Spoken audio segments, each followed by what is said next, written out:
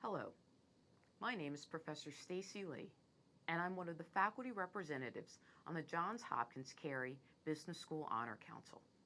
I also have had the privilege of being one of its founding members.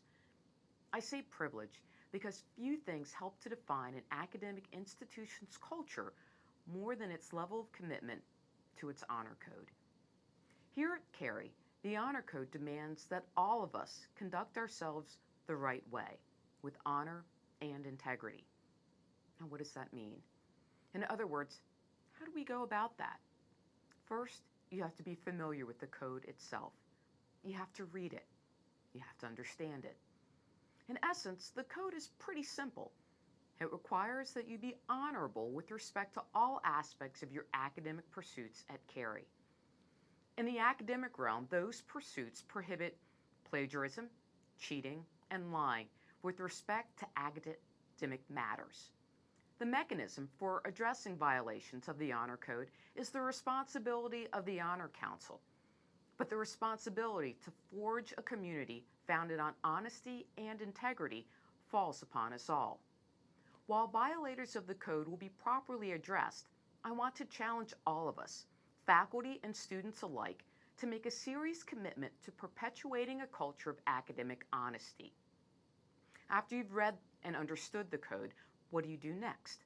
I'm going to encourage all of you to think carefully whenever you're confronted with a difficult situation.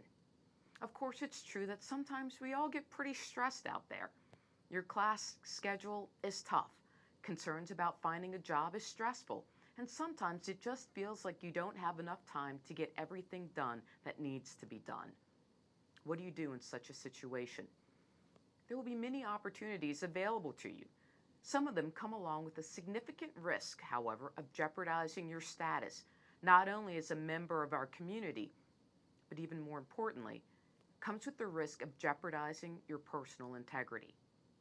So, when it feels easier to cut and paste a source into an assignment without attribution, think carefully about whether that would really be easier than the explaining you'll have to do when your professor double checks and finds the work is not yours.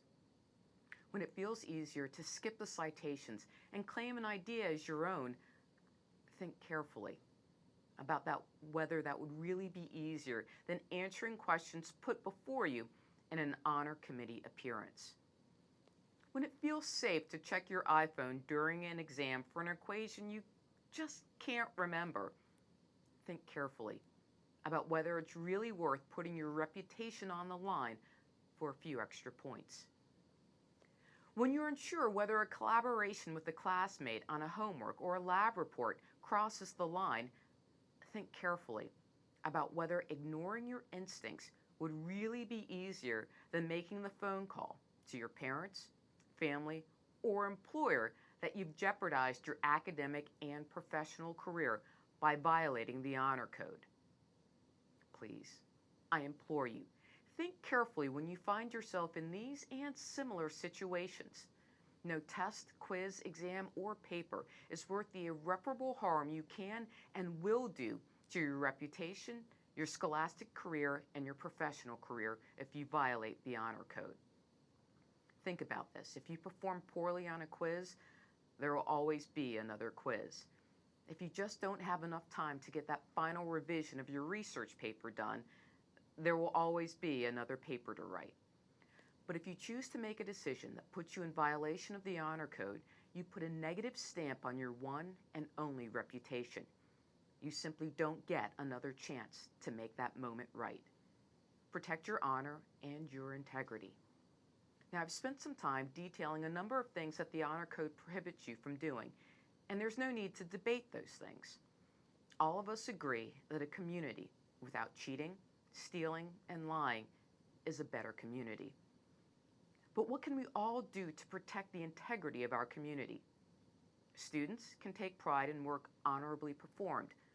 Student leaders can model the virtues contained in the code and become ambassadors for it. We, as faculty, can and will continually remind students about the importance of honor in their scholastic work. In closing, let me just say that when I and the rest of the faculty firmly believe that our student body is a good one. We also know that good people sometimes make bad decisions, and almost always that's what happens when someone violates the honor code. When a good student makes a poor decision, then he or she must face the consequences of that decision. Just know that your professors, your advisors, your fellow students are all people that are available to you to help you make the proper choices. Solicit their help in times of need. Lean on those people whose judgment you trust. Take a step back, take a deep breath, and think carefully. Think about walking across the stage at graduation. If you consistently make the right decision here, you can accept that diploma knowing that you've earned it, and you'll be rightfully proud of your accomplishment. Thank you very much.